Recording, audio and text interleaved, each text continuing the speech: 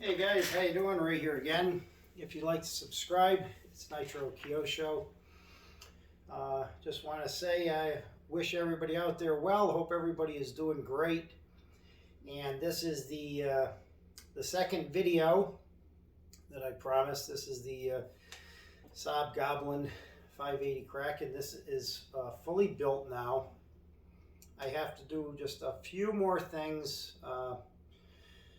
with the ESC, the calibration, on the bench, then the calibration outside.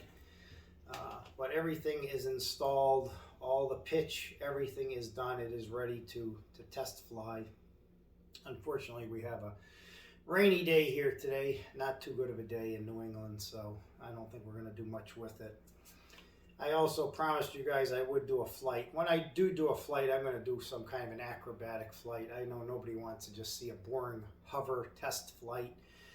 Those are kind of something, a thing of the past for me to do.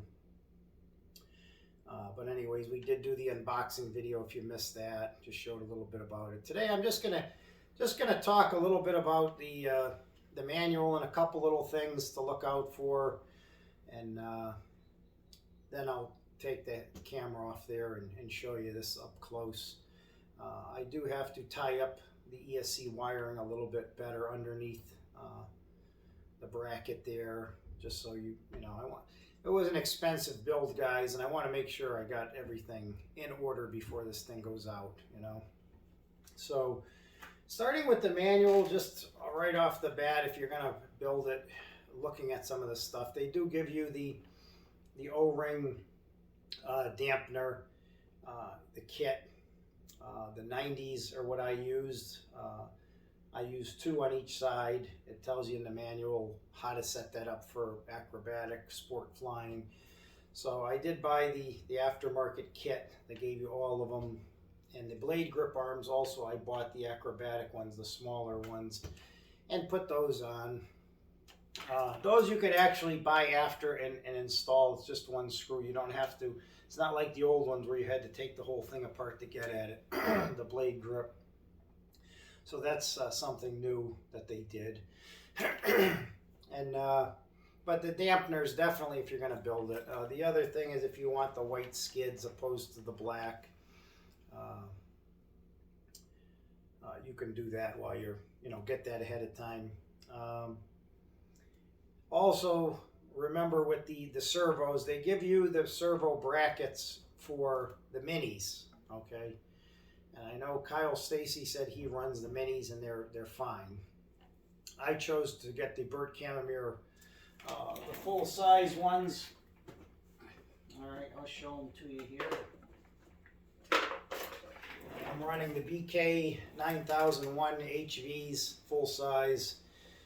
These are boasting 500 ounces of torque, and then I have the BK 9005 HV tail, which I think has like in a 270 range of torque. So if you do want to buy those, make sure you're aware that you have to get the full-size servo kits. They tell you on here, they give you the information. So before you're about to build it, you kind of have this information of what's what. And they're not that much money. I think they were around near $20 for the bigger one, and I think less for the other, for the rear one. I think I think one was 12 and one was 20. I want to say. But anyways, and then they give you the option for bigger blades. Now you can run.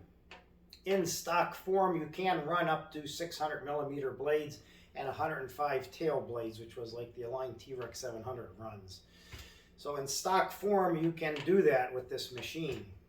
And you can also run 6-cell or 12-cell. So I think what Burt Camomere said, it is probably the most versatile machine they ever built. The build was much different than any Goblin that I built in the past. I built the Fireball, I built a couple 420s, a couple 500 Goblins. I built, I think 3 500 Goblins. I built a 570 Goblin. Forget all that. This one is totally, completely different how it goes together. So just be aware of that. The manual, I don't know how they do it, but the manual got even better than it was before. The views are more exploded. Everything is in color. The other tip, the first page, it's telling you to glue the rudder rod together using super glue. I don't trust super glue. It is good, but the problem with super glue is it almost bonds instantly. So if you don't get it right the first time, you're kind of screwed. So I've always been a bigger believer in epoxy. I think it's stronger. I think it lasts longer. I think it'll last forever, opposed to the CA glue can become brittle and hot and cold and crack and break. And so I went with some JB Weld, clear weld, quick setting, 5-minute epoxy. You can buy that in any hardware store or any Walmart, Home Depot, wherever. But the manual, I showed you before in the unboxing how good it was. I'll show you a few more pictures here. But one tip before you do anything, assembling anything on any of these pages, make sure you glance over the entire page, because there's little notes and there's little tips that you can easily miss. So make sure you read everything. Okay, there's one part here with the, I'll show you the frame group assembly, just as a, okay, on this page here, and it's showing you an installation tip down here to put 2 washers in there and on the other side for so there's no lateral play. Okay, but these manuals, just look at how beautiful they are. Okay. The other tip I want to talk about, I'll show you quick. Get back up again here. And it was when assembling the head. Okay. And when you're doing the head here, it tells you how to set up with the O-rings, which ones to use for what kind of flight. The one tip is the on this part here, make sure you look at that, because that can be easily missed, where the lip on the dampener Durling set, there's a lip on there, and that is facing out towards the blade grip. That can be easily missed. Keep an eye for that. And the other nice thing, guys, these have the adjustable turnbuckles on the pitch, so you don't have to keep popping them on and off, on and off, on and off. You just put your little Allen wrench in there and you turn it. Make sure you put them on the same way, because if you don't, you're going to be turning one right counter clockwise and one clockwise and one counter. So just make sure you put them on right, so when you turn both sides, you can turn them the same way. That's another nice thing they did. The tail boom goes together a little bit different, as you'll see in here. With the servos, I was kind of questioning how to. They show you in here where to put on the servo horn, where to put the ball, but it shows you here for the mini servos. So kind of, I was just lining them up by eye looking, and I decided that it's actually the same as the mini for the full size, putting the ball. If you buy the Sab horns, they go into the middle, just 3 holes, put them in the middle. I like the Sab horns. They're hard plastic. They're very strong. They're very stiff. There's really no need for aluminum.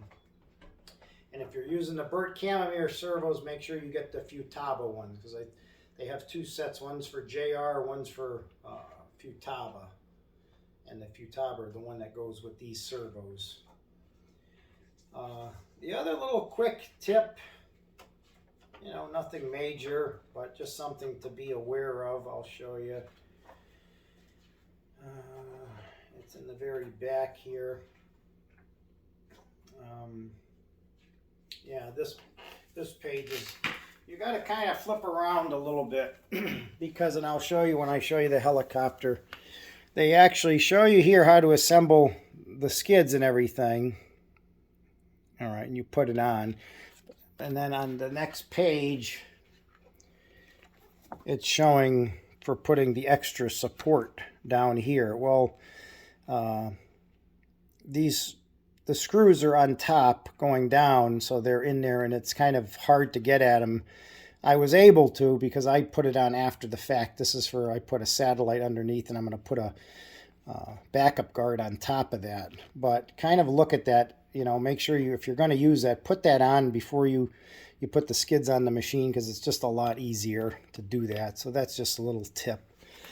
The other tip too is with the mounting bracket here, make sure you read this page very carefully, because it gives you a couple different options of how to put the Flybarless, the tray together.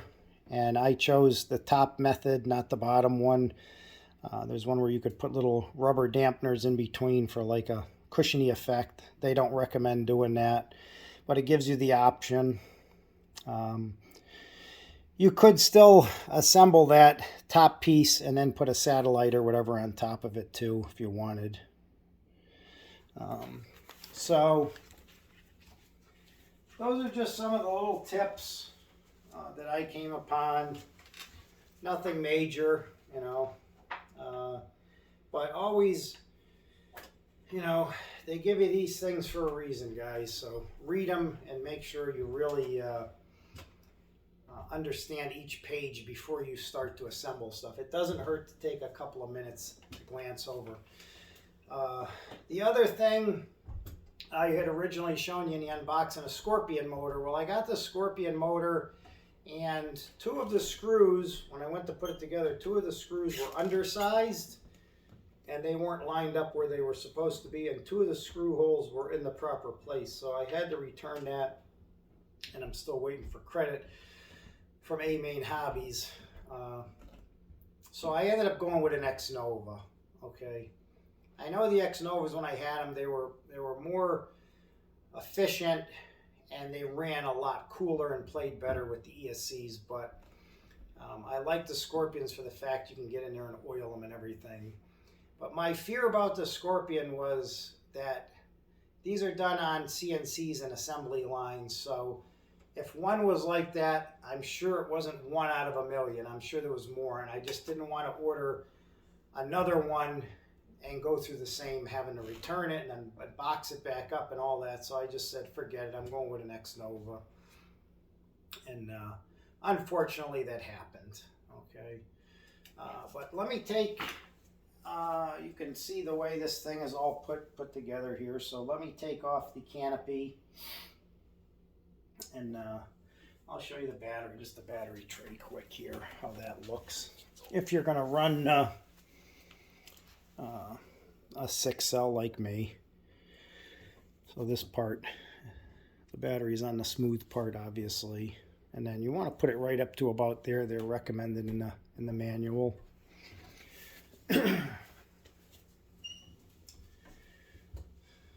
So like I said, the wiring isn't, I know someone's going to say the wiring looks a little messy, Ray, but the wiring is getting there. I'm not done. I still have the extension wire hanging here to plug in the battery, because when you do the calibration, you can't just plug the motor in. You have to plug in a regular 2-cell battery, which I have here. You have to plug this in to activate the icon. Once that is activated, then you put your throttle at full stick, then you plug in the battery. It'll give you a series of beeps. Then you put it at low stick, it'll give you a series of beeps, and then you're done. Then I can remove this. I'm still debating whether to run a two-cell instead of the BEC. I don't know if there's anywhere really to put one on here. It's kind of tight. It's not really set up for one. I don't know if you could really put one. I guess you could. Yeah, you could, I guess, put one here if you wanted. So, and then a battery backup guard would fit on top of that. I don't know if I'm going to do that or not. I got to think about that, guys. But let me try to get this off of here. All right, we didn't shut this thing off by accident. Let's get a little closer here. So Bert was saying how it's the best wiring machine ever, and I agree with them. You can run all your wires under here. I'm running the servo, the motor's wires down here to keep them away. You don't want anything hitting that motor. And I got them going underneath. I just have to, because there's some sharp areas on here, so I gotta check out, maybe put some tape or some wrap some tape around the wire or something. You don't want nothing getting cut, rubbing on carbon fiber. These are sharp inside here, so I'm going to do that. And there's the servo layout. Okay.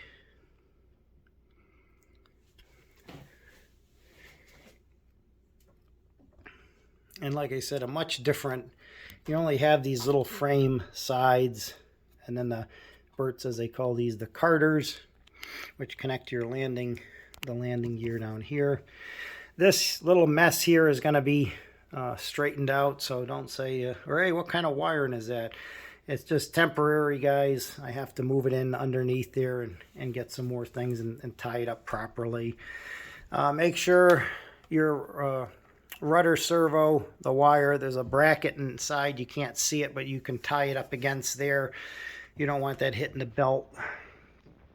But a beautiful machine all around. Okay. And but a much different setup, you know. If anyone's had the old 570, 500, there's no big main gear anymore. You had to lubricate. There's just the 3 pulleys in there. So very, very different. Very, very different machine. We'll go around this side here. Here's your serial number plate.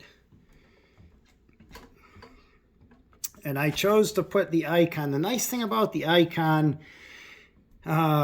is you can put it every which way opposed to Mikado. You can put it wires forward, wires backwards, wires to the left, wires to the right. You can put the icon mounted on the side. You can put it upside down, sideways, backwards, every which way. I wanted it this way because occasionally, even with the Bluetooth, they make you plug it into the computer to do a major update. So I don't have to rip it out of there now. I can just simply plug that in.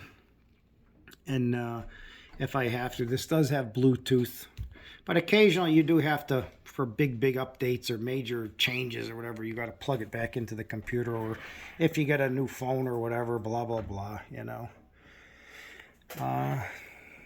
So anyways, it was a nice build. It's a beautiful machine. I'm looking forward to getting a flight for you guys. And that was just some of my little tips. Just keep an eye, read the manual good and everything. But there you go, guys. And I think Sab did a beautiful job designing this. And look for the flight video. That will be coming soon. And I want to thank my buddy Big Ron for some battery tray tips too. He works for Goblin, and he's a good guy. He's always willing to help people out. Thanks for watching.